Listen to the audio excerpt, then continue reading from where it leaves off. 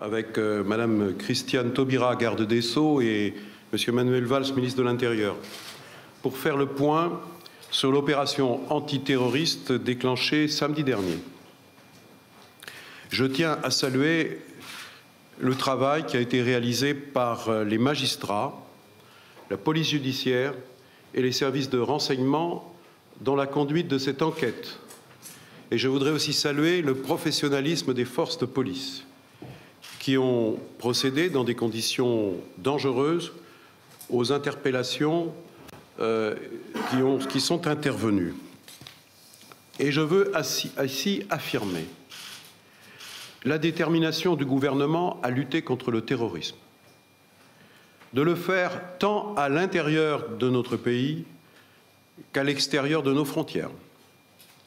Les services de l'antiterrorisme font preuve d'une vigilance de tous les instants avec une mission claire, anticiper, identifier et démanteler les réseaux susceptibles de porter atteinte à la sécurité nationale. L'État est le garant de la sécurité de tous les Français et il combattra sans faiblesse toutes les menaces, d'où qu'elles viennent. Nous en avons les moyens et nous en avons la détermination.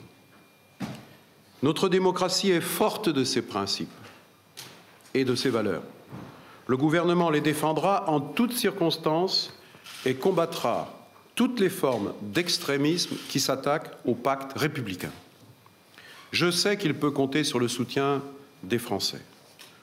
Nous ne tolérerons aucune forme de racisme ou d'antisémitisme. La haine de l'autre est inacceptable. Elle est aux antipodes de nos valeurs communes.